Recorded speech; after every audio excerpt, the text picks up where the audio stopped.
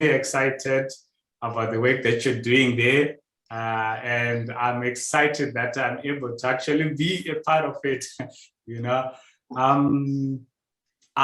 Okay, I want us to tell the audience so that they know why we're actually having this show today. So I'm going to be, I feel honored to be invited to go and speak in Eswatini, especially to the orphans and the vulnerable children. So I'm really excited.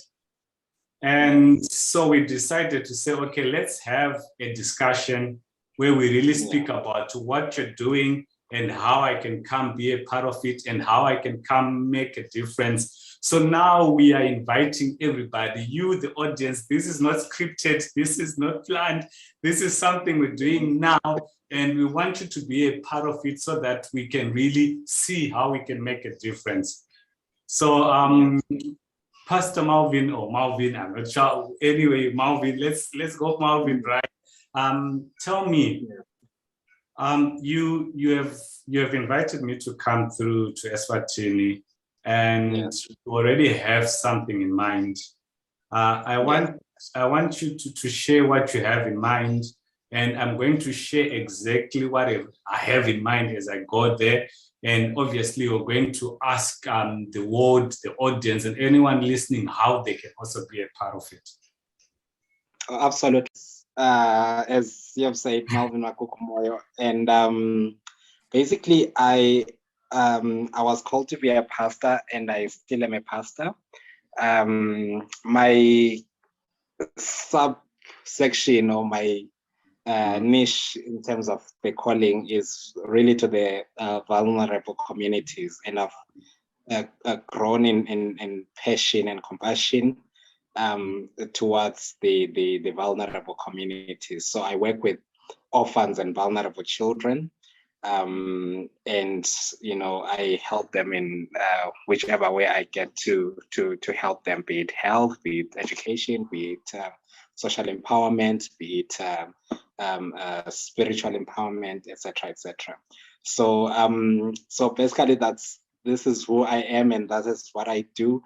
And I am so excited to be here and to meet my dear friend Brian, and to also learn of the amazing things that he's doing in him changing the world. So that is great. That is great, and that's appreciated. Thank you.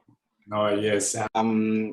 I started a foundation, and this foundation basically seeks to empower and to help orphans and vulnerable children. In fact, our vision is to help, obviously. Now, help is an acronym which stands for healing. The H stands for healing. The E stands for education. The L stands for lifting, as in to lift. And P stands to pray. So we are looking at the four aspects of each and every human being in terms of the health component, in terms of the spiritual component, alluded to prayer, in terms of the intellectual components alluded by the education, and also in terms of the social component, which also involves social upliftment. So when we are going out to help and assist the vulnerable communities, and more specifically the orphans and vulnerable children, we are mostly having different programs that are targeted to helping the very core of their being, be it in terms of their health, be it in terms of their spirituality, be it in terms of their intellectuality, be it in terms of their social component. There are three fundamental programs that we have instituted for now. For now, we have got the SNAP program, which is the Supplies and Nutritional Assistance Program. So SNAP is an acronym for Supplies and Nutritional Assistance Program. So basically, this is under the health component where we bring the supplies to the offices. This involves nutritional components, food, etc. It involves hygiene-related packages, the pads, the tissues, the soap, and all the things.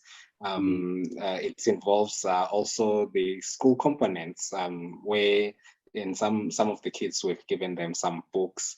But those are a few of the kids that we've started with. So that is under the health component, basically, where we're looking into the supplies, just to ensure that at least the kids have enough just to get by, in the very least. At least when you cover the basic, the rest can. Exactly. So the key component really is to ensure that their basic needs are met. Just quite recently, I think some few days ago, on the 28th of December, we had gone to a place called Nhlangano, and we had over 120 kids over that site. And not only did we feed them, not only did we give the parents some supplies in terms of food and, this hampers, food hampers and all the likes, but we also handed out some clothes that we had requested, and the people had donated so generously, and we gave these kids the clothes. So we know some even went home with blankets and stuff. So we know that at least their day has been made, their festive season has been made, but more so, amongst all those things that we've given them, I think the biggest gift that we've really given them is just that reminder and that knowledge that God loves them, and that they are not forsaken, and and that is what we really try to really sow within their heart, that's unshakable understanding that regardless of the situation that they are in, God still loves them. They can never be in a position or in a situation where God doesn't love them. So basically, that's part of the work that we do. And then on the education, covers all the pillars of a human life, which is the physical, mental, spiritual, social, intellectual. The whole. So it's mind, body, and spirit. And they are really doing amazing work in regards to not just the orphans, the vulnerable children, even the community at large. So what they're doing is basically making the world a better place by really touching the community in Eswatini. And in that, it has ripple effects to the whole world. So to the Shalom FM audience, to the world out there, we are actually inviting you to be a part of it. I've been invited as a motivational speaker. I'll be going over there on the 20th, I'll be going there on the 20th. I'll be flying from Cape Town on the 25th of a factor that is not so desirable. So now we are being proponents and pioneering the concept of microeducation, where it's commonly known as the one room classroom or the one room school. This is where kids gather in very, very small groups, and they get to learn chunks of information that are quite digestible for them, that are quite understandable, and that way they are able to really move through the syllabus in a way that is quicker and more understandable and more effective than if they were in a class setting. It's specialized instruction, and basically not only do they have access to the information, content-based learning, but they also have access to other subsidiary services that kind of help in terms of the learning. So we're looking into counseling, and our counseling is not the famous psychosocial support per se, but it's the biopsychospiritual support, which is more comprehensive. And then also they get to be part of the life coaching, where they get to we help them to get to understand what exactly they want to be. We use the fuel and the grow model, and we try to instill those values of having a work ethic and, you know, working hard and determination and not giving up, and all these things that are needed to grow, and you know, also helping them to, you know, have these skills that relate to adaptability and creativity, so much so that they can really adapt to this ever-changing world as a way of coping and having those coping mechanisms. Then lastly, if we have got some kids who are being abused in a setting where they stay in at home, so we find an alternative family that can keep those kids, and then we sponsor that family in terms of giving them food and clothes and stuff like that. And we, with the permission, of course, of the parents, we take the child who's being abused to that particular family.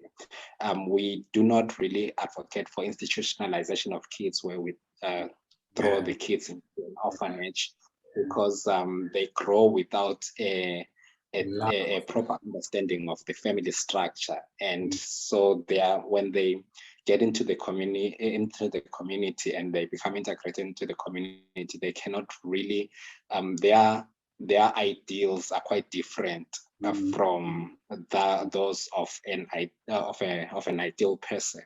So we want them to grow in a family structure, in a proper family structure, where there's the father and the mother. They learn the roles of the father, they learn the roles of the mother, so that tomorrow when they have their own families, then they are able to also kind of emulate or kind of apply what they learned when they were still growing up. So that is under found care. So there's quite a lot of work that we do in terms of the orphans and vulnerable children. And we are so happy that you'll be visiting us in Eswatini.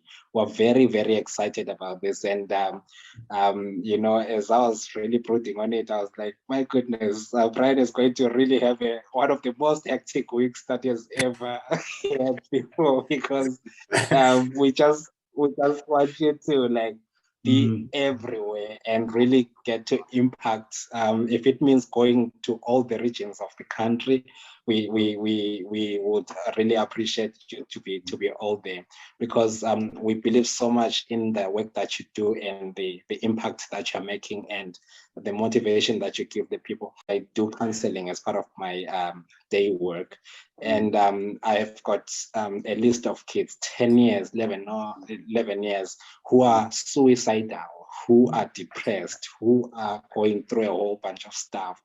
And I'm so excited that you'll be coming over to really assist us, and also to train us and to share your experiences in terms of how do we go around some of the issues that we're faced with, and also get to motivate our team. And you know, so it's going to be quite it's actually a blessing that you'll be coming to Eswatini. There's some corporates that we're seeking to talk to, that we're trying to get them to give us some opening, so that we could come through and you could also share with them. There's some communities already. There's 3 communities that I know that we work with, and those you'll be talking to. And you know, schools are still also because schools are not yet open, but once they are open, then we'll facilitate that. So please brace yourself for one of the those challenges, because we really need you to interact with as many people as you possibly can, because your message is amazing. You're bringing hope to the people, you're bringing faith to the people, you're bringing that sense of everything is just gonna be okay. And you know, you're looking also into the intrinsic motivation, where you're like, you've got everything that you need on the inside, so you just need to. So we believe so firmly in that message that you share with the world, and we are super excited to know that you'll be coming, and we'll feel so privileged and blessed to have you. Okay. Having to eat one meal a day or in 2 days and having to quit and say, okay, I'm done. And then, and then still having God come back to you and tell you that, no, I don't invest in you as a person and not have the resources for you to be able to accomplish whatever I have in mind. And that's my message. Everywhere I go, I tell people, listen, guys, I think I've been where you are. And I just want to bring this to your attention to say it doesn't matter where you start off. It doesn't matter what you have. It's who you have. And when you've got God on your side, anything is possible. So I'm really excited. And I'm really excited, and I can't wait to come through to Eswatini. And I'm really praying that God really uses me to be able to make a difference. And I look forward to learning a lot there and having fun and, connecting and just, spreading love and, spreading stars and really making a difference. And we have a website. I'm sure by now it should be put up, or maybe it should be put up tomorrow. It's been there, just that at the end of the year, it's the subscription expires, so we have to pay and put it up again. So it's iboostfoundation.org, iboostfoundation.org, and then we are there on Facebook as iBoost Foundation.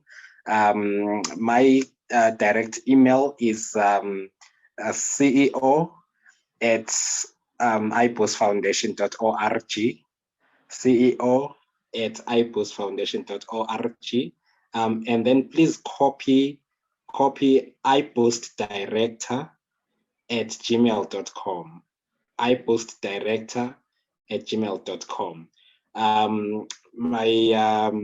My cell phone number is +268, which is the code for Eswatini, +268 76 86 56 93. I'll take it up again, +268 76 86 56 93. So basically, those are some of the avenues. iBoost, obviously, that's our Instagram handle. We're there on Twitter also as iBoost. So all the social media, we are there. Just type in iBoost and we should appear there.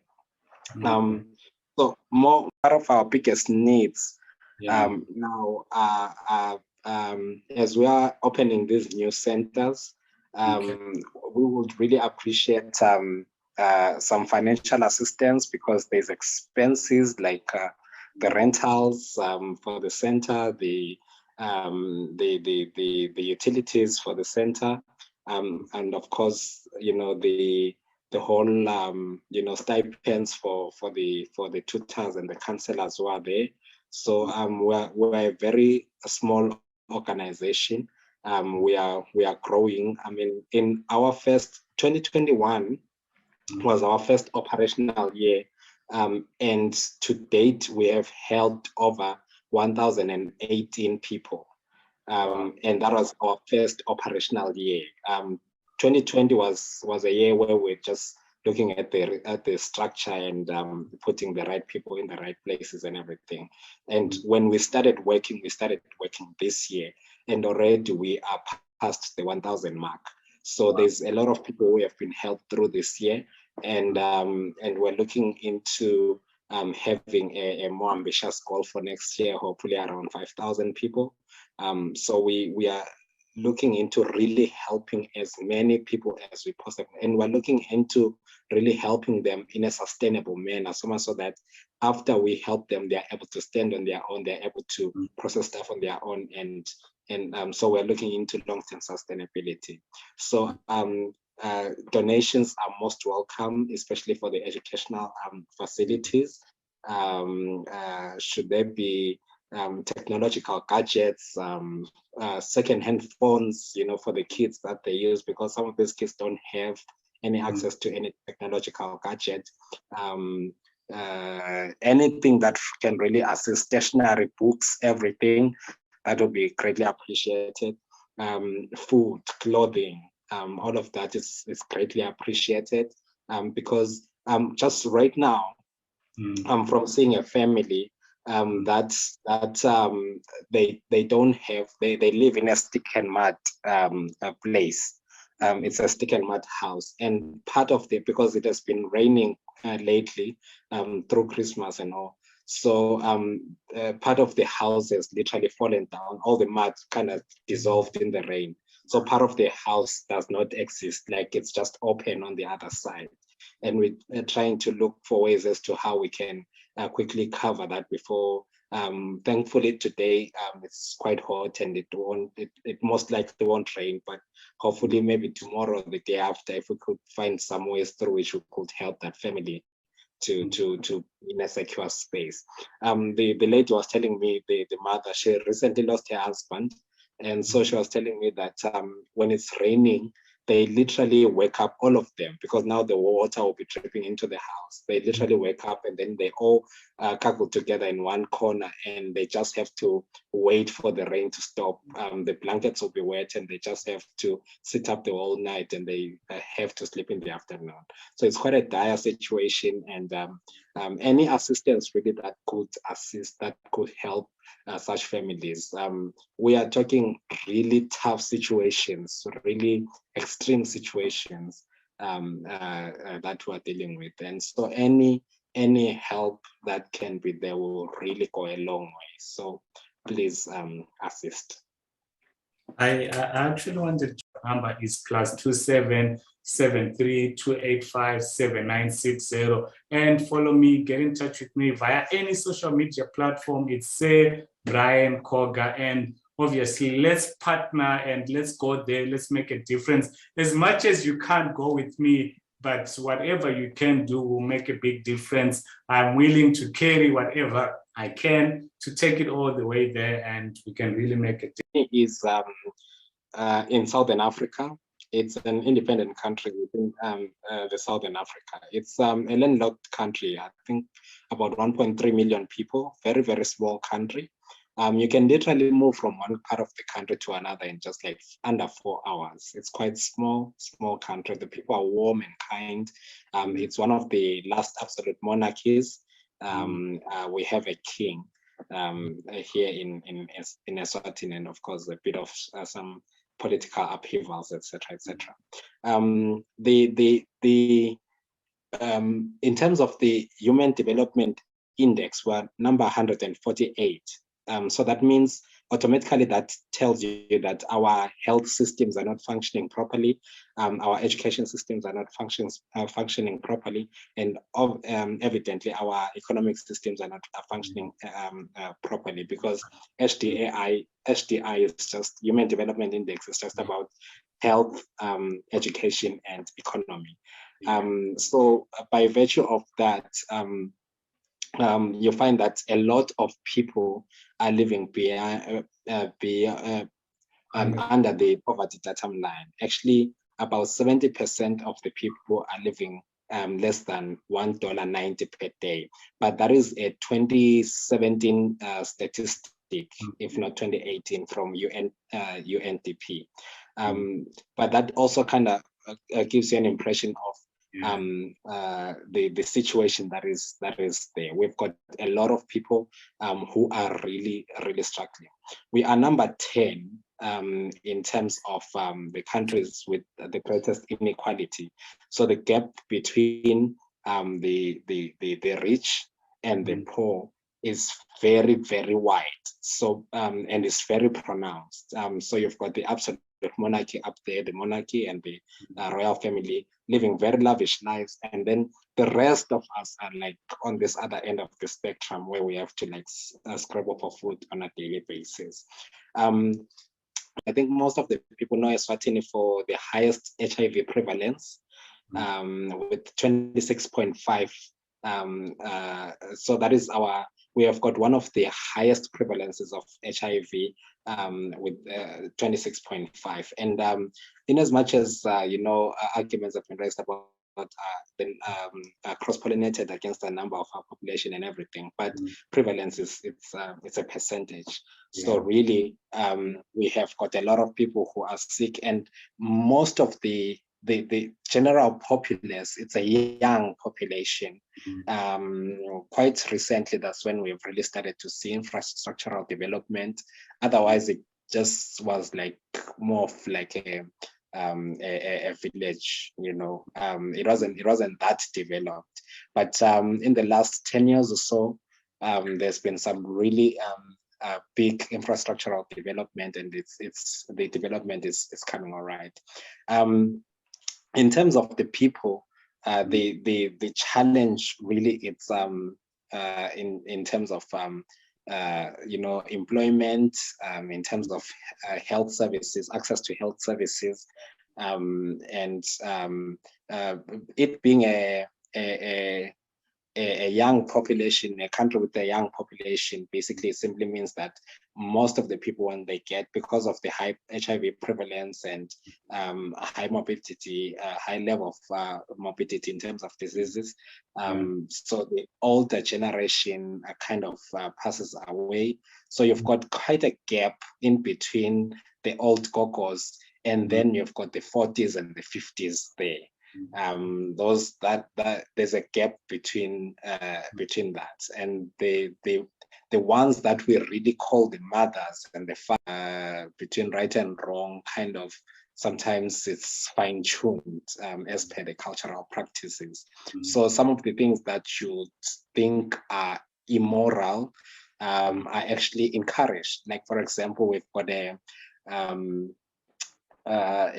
national event where the ladies would go out with practically naked, and they gather together in a stadium, and people just come to watch and everything. That might be a culture shock to others, but in Eswatini, that's encouraged. That's a celebration of culture. So nudity is not really shunned away from, but it is actually celebrated. So that is kind of the setting that we are living in. But there's a lot of positives, you know, within this context, because the people are warm, the people are kind, and they would literally go out of their way to really make you feel at home. It's only in the past year or two where we've really seen like gross violence. Other than that, it was like the most peaceful country. But because of these upheavals and everything, then, you know, we've started to really see some really more of a venting out of the challenges of the inward. Excited to be going at the end of the month to also make my contribution as well, and to see how I can, you know, bring about positivity, speak, inspire, and do the little that I can. And Pastor Marvin, as we come to the end of the show, I'd obviously like to give you an opportunity to really just say whatever you feel at heart to the world out there, and obviously how they can be part of it, and how we can really contribute to the situation there. Thank you. You know, the experiences that we go through on a daily basis, unless sometimes I feel like unless you are there and you actually get to see, you know, that's when actually you are able to like really figure out like how do people survive in such conditions. Humanity is strong in great ways, and it's only when you look at the people that are living in the most terrible and most horrible and horrific of the situations, and you wonder how are they making it on a day-to-day. That's when you see how strong we are. So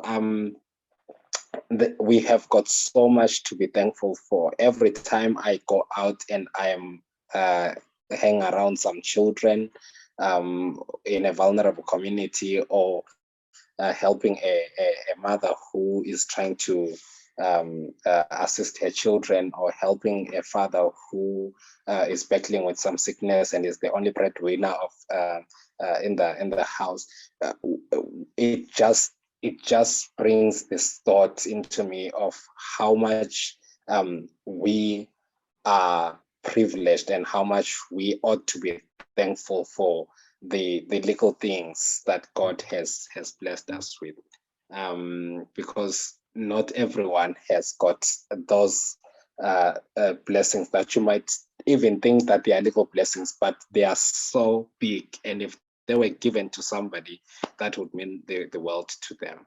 So I want to encourage each and every one of us to be a light shining in the darkness. There's so much darkness all around the world, and the space that you are in, be a light, be someone who brings positivity, as you mentioned, Brian. Bring positivity and bring joy and happiness to the people around, and more specifically to Eswatini. Please help us to help them. We are together with them. We love them. They are the kids. We've literally adopted them as our kids. We love them so dearly. We play with them. We jump around with them. We pray with them. We have a great time with them. And in those few hours that we spend with them in a day, it means so much to them. If you could help us to continue this work and to help us continue being effective and impactful in their lives, that will be greatly appreciated. Any donation, any assistance, even if it is an encouragement, even if it is a verse, even if it is anything, it goes a long way, because these kids need that. So be part of the great movement, be part of the great work to really help in a sustainable manner, to really help orphans and vulnerable children in Eswatini. And I believe that the God Almighty is going to bless you abundantly. Thank you. Amen. Amen.